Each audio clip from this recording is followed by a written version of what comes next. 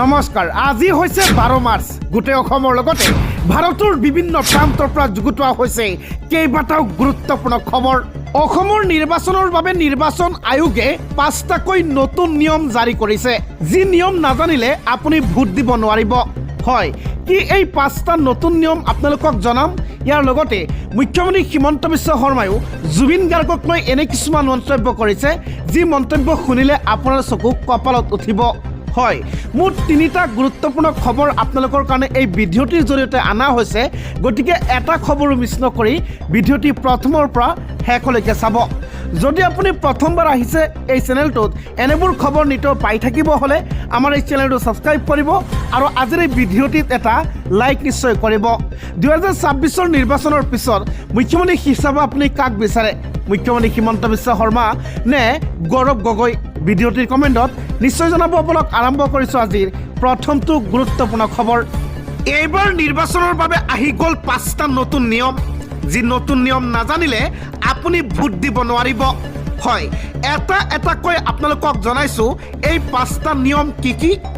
ভোটাৰক লৈ নিৰ্বাচন আয়োগৰ এই বৃহৎ ঘোষণা যি ঘোষণাৰ পিছতেই এতিয়া ভোটাৰসকলৰ চিন্তা বাঢ়িছে কি আছে এই নতুন 5টা নিয়মত মই আপোনালোকক এটাকৈ এই 5টা নিয়ম জনাইছোঁ ভিডিঅ'টি প্ৰথমৰ পৰা শেষলৈকে চাব প্ৰথমবাৰৰ বাবে সলনি হ'ল 5টাকৈ নিয়ম হয় পোন প্ৰথমবাৰৰ বাবে অসমত এই 5টা নিয়ম পৰিৱৰ্তন হ'ল ভোটাৰক লৈ নিৰ্বাচন আয়োগৰ এই বৃহৎ ঘোষণা মই এই সম্পূৰ্ণ তথ্য আপোনালোকক দিব লৈছোঁ 2026 চনত ভোট দিয়াৰ পূৰ্বে জানক এই 5টা নিয়ম অসমত প্ৰথমবাৰলৈ সলনি কৰা হ'ব ভোটদান প্ৰক্ৰিয়া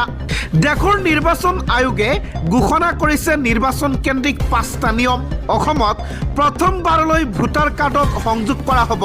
ৰঙীন ফটো হয় প্ৰথমবাৰৰ বাবে ভোটাৰ কাৰ্ডত ৰঙীন ফটো ব্যৱহাৰ কৰিব নিৰ্বাচন আয়োগে অসমত এছাৰ কৰাৰ লক্ষ্যই আছিল যোগ্যসকলৰ নাম অন্তৰ্ভুক্ত কৰা আৰু অযোগ্য ভোটাৰক ভোটাৰ তালিকাৰ পৰা আঁতৰাই ৰখা যিসকলৰ নথি পত্ৰ পোৱা নাই সেইসকল অযোগ্য বিবেচিত হৈছে যদি ভোটাৰ তালিকা কোনো ভোটাৰৰ নাম ৰৈ গৈছে কৰিব পাৰিব অন্তৰ্ভুক্ত দুটা প্ৰক্ৰিয়াৰ মাজেৰে ভোটাৰ লিষ্টত নাম অন্তৰ্ভুক্ত কৰিব পাৰিব ফৰ্ম নম্বৰ 6ৰ জৰিয়তে আবেদন কৰিব পাৰিব অন্তৰ্ভুক্তিৰ নাম তেতিয়া যদি ভোটাৰ লিষ্টত নাম নাহে আয়ুক্তক কৰিব পাৰিব আবেদন একেলগে 12,000 লোকে সাব্যস্ত কৰিব পাৰিব নিজৰ ভোটাধিকাৰ ৰাজনৈতিক দলৰ কাৰ্যালয়ৰ দূৰত্ব 600 মিটাৰলৈ হ্ৰাস কৰা হৈছে লিষ্টত নাম নহালৈকে অন্তিম পৰ্যায়লৈকে নাম অন্তৰ্ভুক্ত থাকিব নাম অন্তৰ্ভুক্তি আৰু কৰ্তনৰ হস্তক্ষেপ কৰিব নোৱাৰিব কোনো দলে অসমত 5,75,000 নতুন ভোটাৰ সংযুক্ত হৈছে ECI নেট এপত জানিব পাৰিব ভোট সম্বন্ধীয় সকলো কথা বিহুৰ দৰেই নিৰ্বাচনক উৎসৱ হিচাপে পালন কৰিবলৈ আহ্বান জনাইছে ঘোষণা কৰিছে মুখ্য নিৰ্বাচনী বিষয়া জ্ঞানেশ কুমাৰে জুবিন গাৰ্গৰ ন্যায়ৰ বাবে মুখ্যমন্ত্ৰী হিমন্ত বিশ্ব শৰ্মাক কৰা হৈছিল প্ৰশ্ন যি প্ৰশ্নৰ উত্তৰত মুখ্যমন্ত্ৰী হিমন্ত বিশ্ব শৰ্মাই এনেকুৱা কিছুমান মন্তব্য কৰে যি শুনিলে আপোনাৰ চকু কপালত উঠিব যি মুখ্যমন্ত্ৰী হিমন্ত বিশ্ব শৰ্মাই কৈছিল যদি জুবিন গাৰ্গক ন্যায় দিব নোৱাৰে তেন্তে বিজেপিক ভোট নিদিব আজি মুখ্যমন্ত্ৰী হিমন্ত বিশ্ব শৰ্মাৰ সেই বাক্য সলনি কৰিলে নতুন কি মন্তব্য কৰিলে সবিশেষ জানক ভিডিঅ'টি অলপ স্কিপ নকৰিব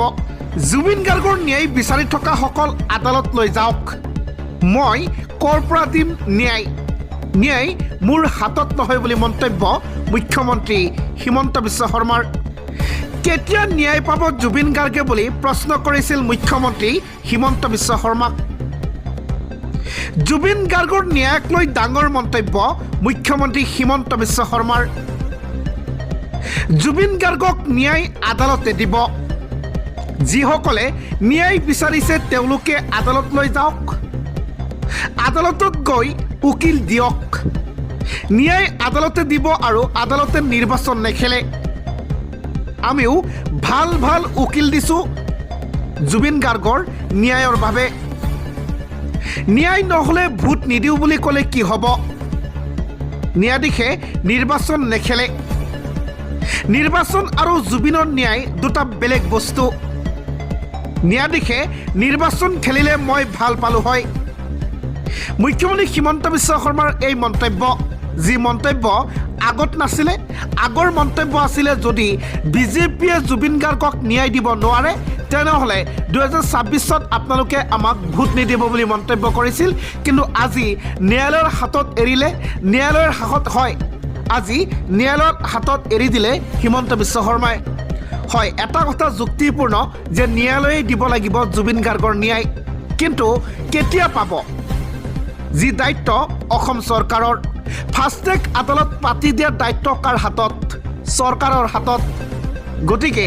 এইবোৰ কথা কৈ আমাৰ বিপাঙত পেলাব নালাগে। আপুনি অতি সোনকালে ফাষ্টেগ আদালতৰ জৰিয়তে জুবিন গাৰ্গক ন্যায় দিয়ক বুলি বহুতেই প্ৰশ্ন কৰিছে, বহুতেই মন্তব্য কৰিছে। আপোনাৰ কি মন্তব্য